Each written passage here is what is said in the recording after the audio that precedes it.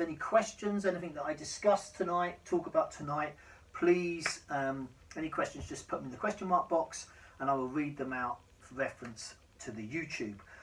We've got a little quick drum lesson today, but again, you might have noticed I put a lesson up this morning on Instagram, which is a follow-on from the lesson the week before. So hopefully it's a bit of fun, because probably a lot of us have got a little bit of extra time which we need to use constructively. And it's also important that we mentally keep ourselves busy to help us get through this period of time. So I've got some news, I've got lots of news, and I want to give you a little bit of a build up. So a year ago today I would have been in LA, and in fact I just sent a message to great drummer Dave Palmer, because almost to the hour we would have been having breakfast in an amazing place in Santa Monica, and I just sent him a message about half an hour before we came on here to say could you believe this, what's happened within a year. And also that would have built us up into the NAMM show. For those that don't know about the NAMM show, it's the big music industry show of the year in LA, in Anaheim. There's about, I think I've heard that it's probably about 8,000 stands, all musical instruments. So it's the big show, and a lot of the companies launch their new products. So anyone that's not familiar with the NAMM show, that's what it's all about. Those that know about the NAMM show know that I also cover it and have done for the last 20 years. So this is the first time in 20 years that I have not been out there for the NAMM show, which I decided this year, special announcement, hang on.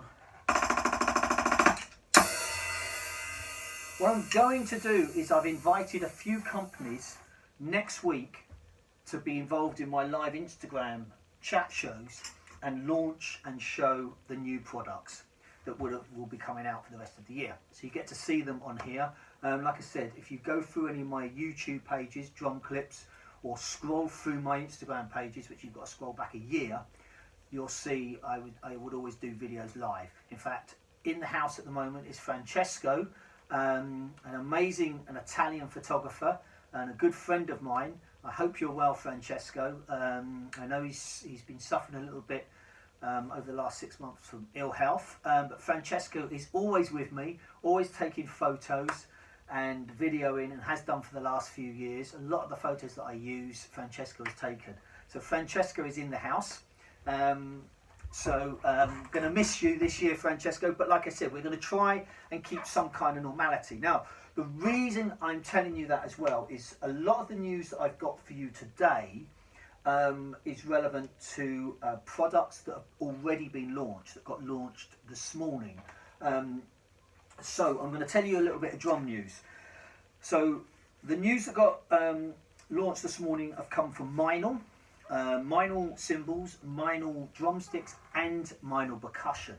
I can only touch on a little bit of this, and Meinl will come up here next week.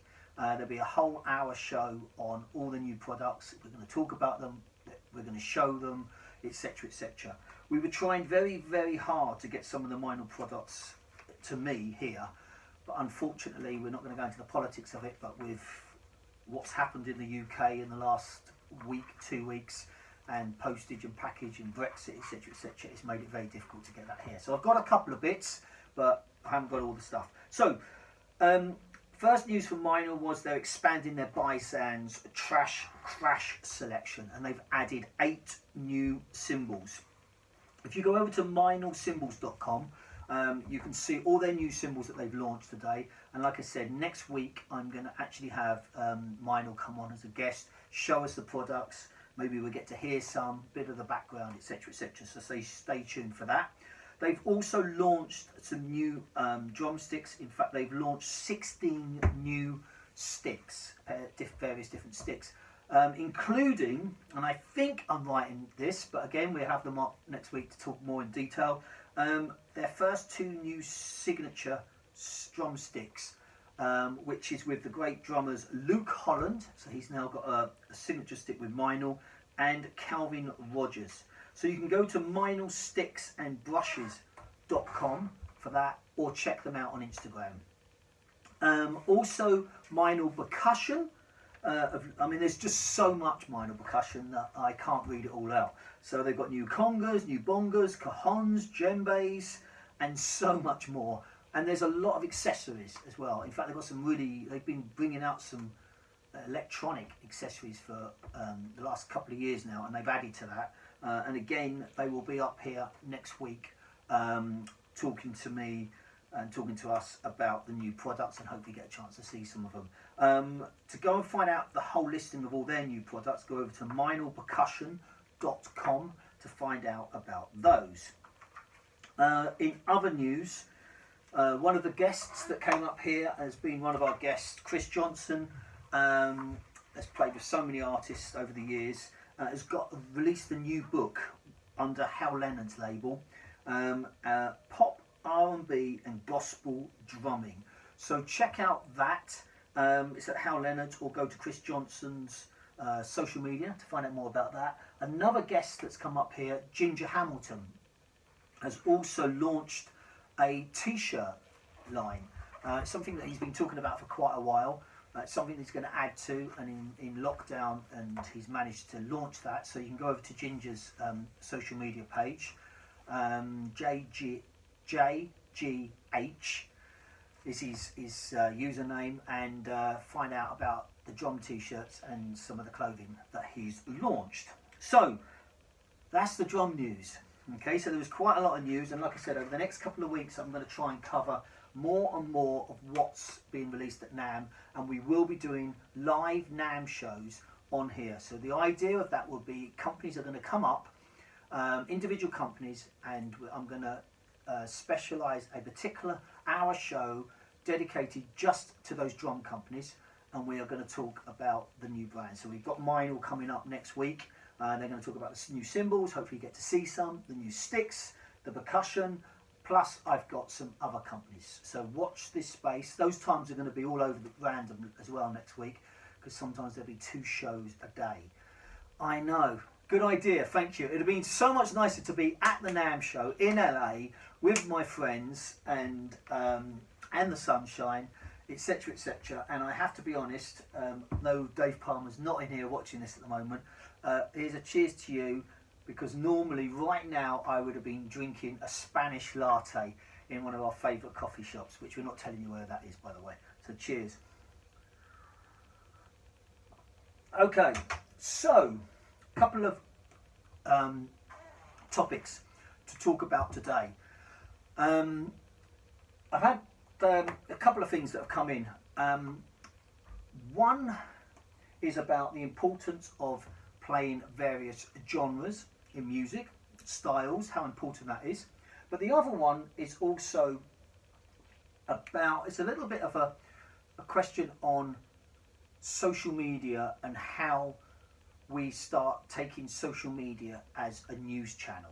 Okay, now this is obviously a very strong topic, and I'm not going to get into any form of politics. I have my views on politics, and I'm not gonna share them, because we're all grown-ups and we can have our own views on that.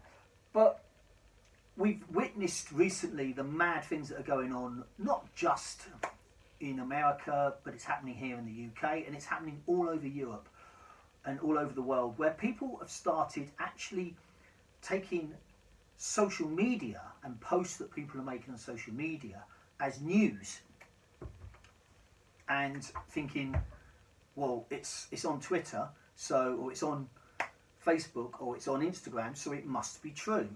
And I think we have to be very, very careful about those. Otherwise we can sort of get stuck in a rabbit hole. And we have to be very careful in 2 forms. Number 1, reading that information.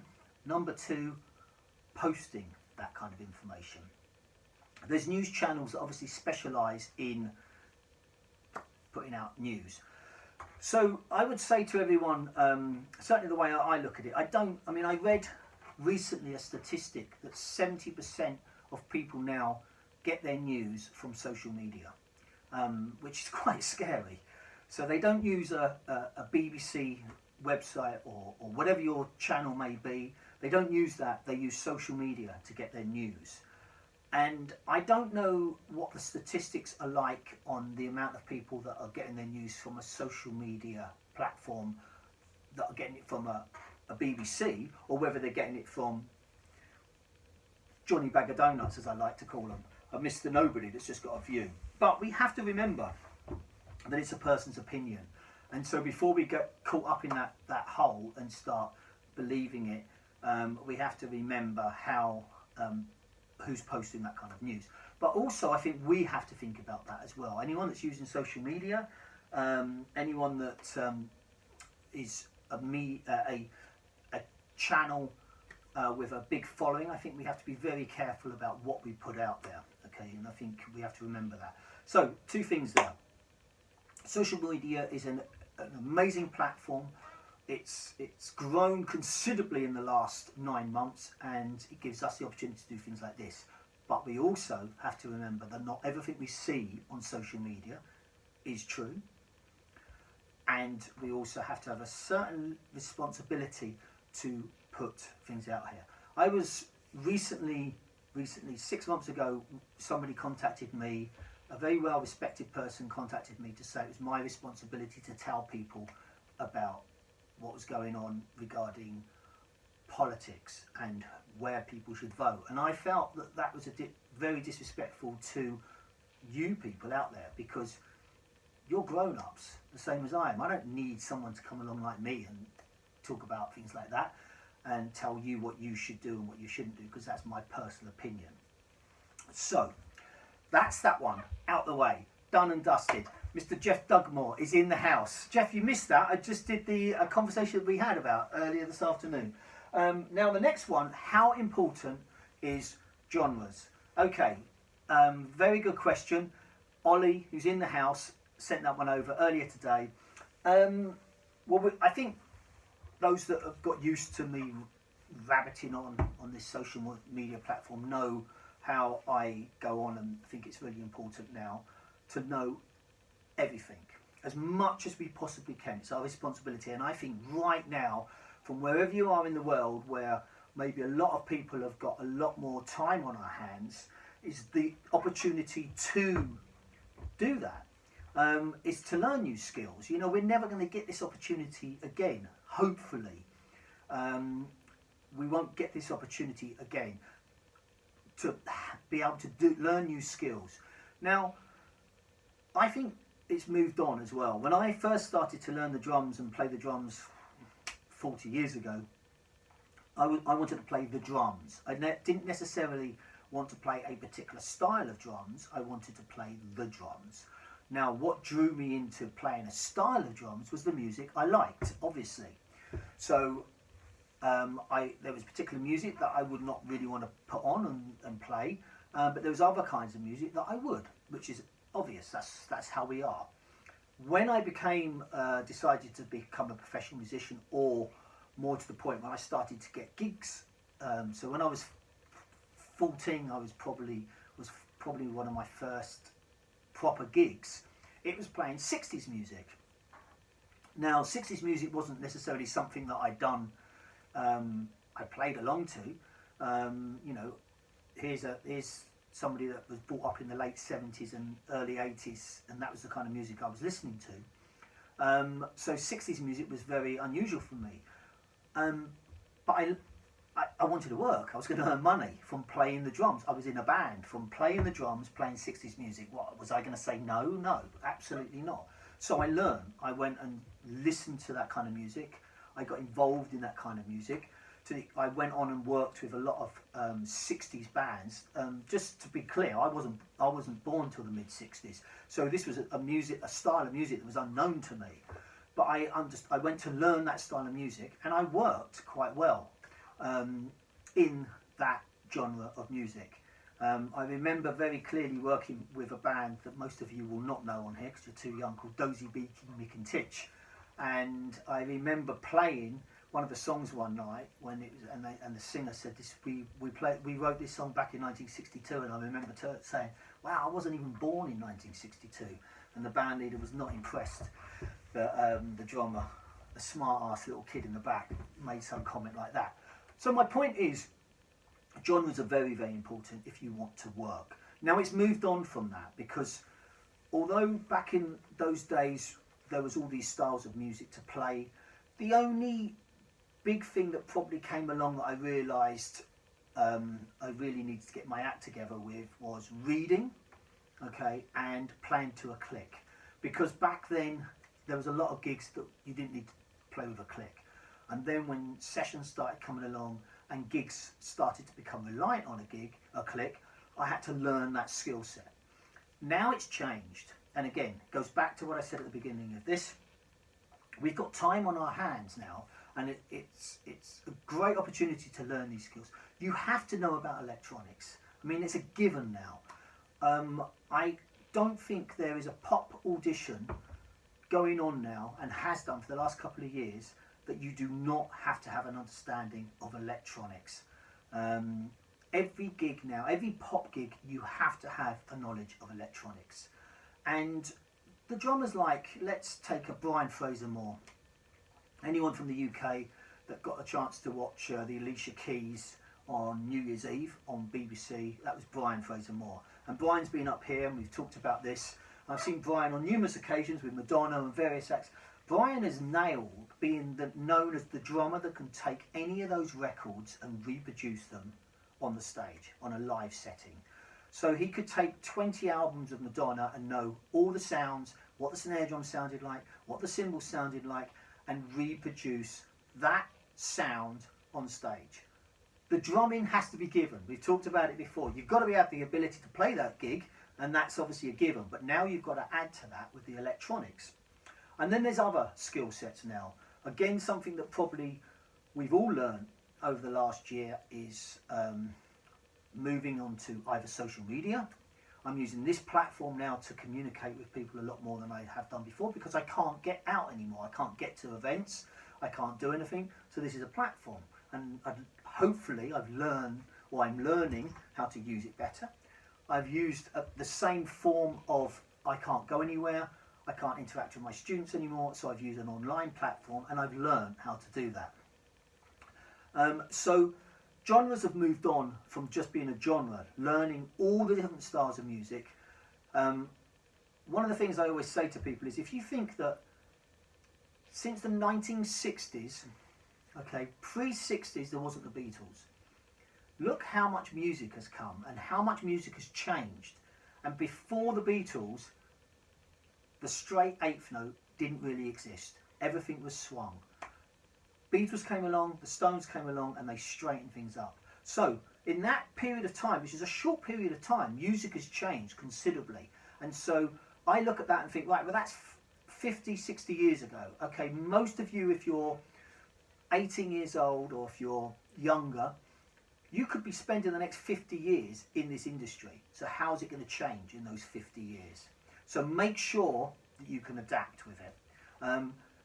Like I said, it doesn't matter what genre it is. If it's metal, if it's gospel, if it's jazz, whatever it is, you still need the same skill sets. You need good technique, you need good independence, you need to have great timing. You need all those, whatever style it is.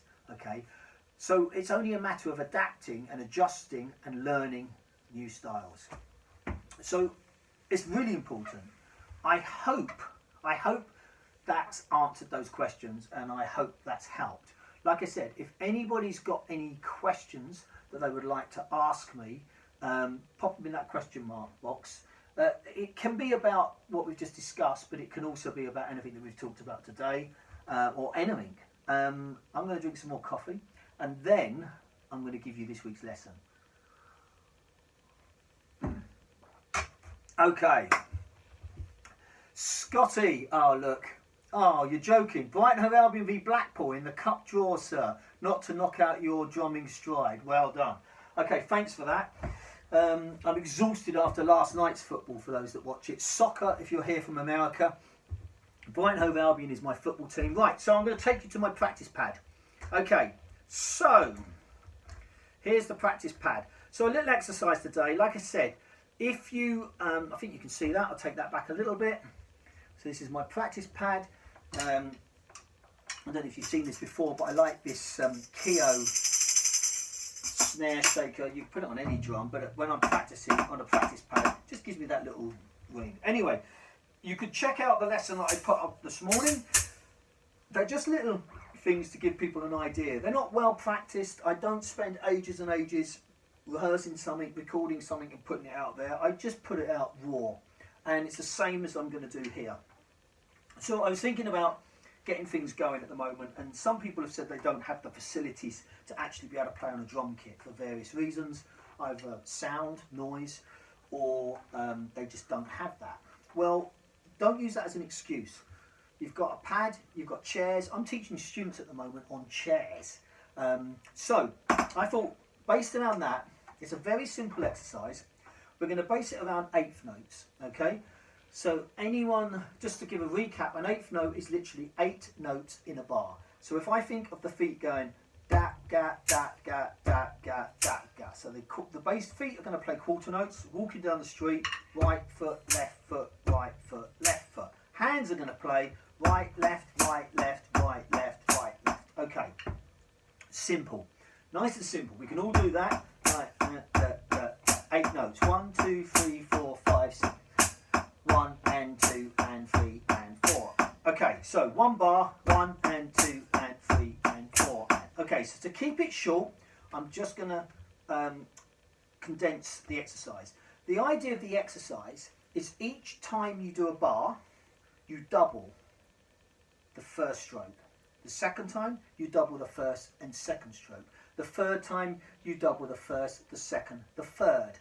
The fourth time, first, second, third, fourth, etc., etc. Now you could do this exercise and you could maybe play it 10 bars of each time. I'm going to do 1 bar. So just to give you an example, then I'm going to do the whole exercise properly. So this is what I'm talking about. So here's your 1 bar, 1, 2, and then you double the first note. Okay, and then you double the first and the second note. Okay, here we go. Dat, that, dat. So I'll do it nice and slow first. Dat, that, and then I'm going to fast speed up. And like I said, you could do this 2 bars, 4 bars, 8 bars. I'm going to just do 1 bar of each. Here we go. 1, 2, 3, 4. First 2. First 3. First 4. First 5. First 6. 1, 2, 3. There you go. Sorry, I've messed this up. I'm going to start that again. I can't talk and play the thing. Sorry, here we go. 1. First 2. First 3. 4. 5. 6. 7. 8. Okay? It's really difficult talking and playing at the same time. Now I'm going to do it up to tempo. And like I said, you can do this more than 1 bar. You can do it 2 bars, 4 bars. Try and keep them even bar settings. So let's speed it up now. So 1, 2, 3, 4. First 2. First 3. First 4. First 5. First 6. 7. 8. 1. 1. 2. 3. 4, 5, 6, 7, 8.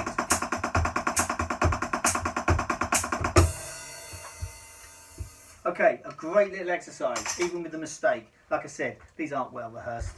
Okay, so it's a little sticking exercise. I hope that helped. I hope that made sense. Okay, so what else we got to cover this week? My guests. We're back. So this week's guests, tomorrow night, Ollie said nice, well practiced. Oh, we'll practice this. I thought you meant well practiced. I was going to say, I haven't practiced that. We'll practice. Good, Ollie. Okay, so this week's guests. Tomorrow night, number 99. Live Instagram chat, 99. Larnell Lewis. Okay, so Larnell Lewis is going to be my guest tomorrow night. We're going to do it at 6 o'clock. Okay, so I should have got a few, you know, loves and hearts and whatever going up when I said Larnell Lewis. I mean, what's the matter with you all?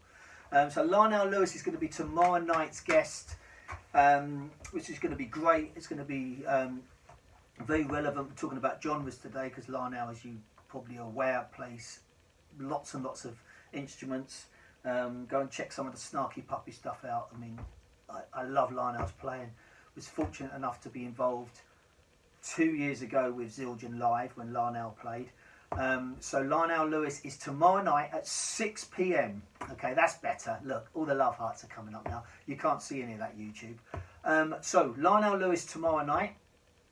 And then on Wednesday night, because it's the 100th show, we're going to do a special. And you do not want to miss it. It was very difficult for me to think who I could have on as my 100th guest. So I've got 3 guests on. Okay, 3 guests on Wednesday night. The show's going to start at 7 o'clock UK time. I'll put that out there later with all the different times around the world. But I think it's 11 a.m. in LA. European, obviously it's 8 p.m. etc. etc. So anyway, but it's a special show on Wednesday night. And I'm not actually going to tell you who my 3 guests are. But what I've picked is, and you can... if you want to do some homework, you can find out yourself who my guests will be. But I've picked 3 relevant guests. They've all been relevant and they've all been amazing. But I went through it all and I looked at it. So the first guest I'm going to have on is going to be the very, very first guest that I started these shows with. Guest number 1. My next guest is the person that had the most live viewers while I was doing the show. A drummer that does probably no interviews, no live chats, and I've been fortunate enough that is happy to do stuff with me. He was guest number 28. Okay, so obviously it's a he. You got that one. So if you want to scroll down and see if you can find out who guest number 28 was, I don't think I was numbering them back at those days anyway. But anyway, good luck. And he was the person that had the most amount of viewers. And to put that into perspective, I had 8,000 viewers watching that show. Yes, 8,000, which was absolutely amazing. It wasn't saved back then as well. So that's my guest. He's also going to be my guest. And finally, it's a female guest. And this particular guest was guest number 53, maybe easier to find. And this particular guest is a she. And she had the most interaction with viewers.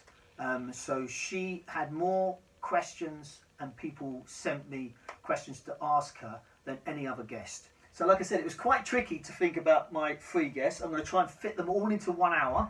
And that was live. So my guests will be my first guest, number 1, guest number 28, and guest number 53. That's my guests this week. Okay, I've got a quick question. I'm going to give you a pair of sticks. I haven't got the sticks here, but I've got a pair of sticks to give away. So my question for today is, so be ready, is at the beginning of this show, I talked about a particular company that has launched all their new products for 2021 that are going to be on the show next week to talk about it. Can you tell me who that company was? So the company that I talked about at the beginning of this show, and sorry YouTube, if you're watching this YouTube or you're watching this after live, then you cannot win the prize. But can you tell me the company that I was talking about? Okay, there you go. The winner's in the house. Okay, so Charlotte has won it. So I will get your address off you, Charlotte. Graham Hopkins, you've just joined the show and I'm just about to leave. It's great, isn't it? Look, your timing's impeccable. Amazing. So yes, it was Minor Cymbals. They launched all their new products for 21 this morning. You can go over to their websites to find that out. But also, like I said, next week I'll have them on here showing us all the new shows. Anyway, that's it. Look after yourselves. Stay safe. Let's do what we're told so we can get out of this mess. We can get music back. We can meet up at places. We can get into those smelly old rehearsal rooms or those venues where we walk across the carpet and our feet stick to the floor because we're desperate to play music and listen to music again. so we can all get back. Festival mayhem. Seb can get back taking some photos of some gigs. So let's do what we're told. Let's not be those people that are just ignoring it, because if this keeps going, none of us can get back to work. Whether we like it or not, we've got to do what we're told so we can all please start getting back and working again. Same as I said last week as well, please support your drum shops and your local little independent shops. Everyone's struggling. Everybody's having a tough time through this, whether they're losing people, losing their businesses, etc., etc. So if we can try and support our drum shops, then please do. You do not know how important that is. And as I said to you last week, even if it's a little message to them, a phone call to them, just to check in everyone's okay. Let's try and keep all these businesses going, so that when we come out of it, and we will come out of it, we have got something to use still. So anyway, good night. Come and join me tomorrow night, 6 p.m. That's Tuesday the 12th, if you're around. Are you drinking coffee right now? I am actually drinking coffee right now, Mr. Hopkins. I've actually just put a new one in here as well. Come and join me tomorrow night. Larnell Lewis, an hour earlier tomorrow night, 6 p.m. UK time. Larnell Lewis, live chat number 99. And then on Wednesday, live chat 100, a special show. Good night. Thank you very much. Spread the word.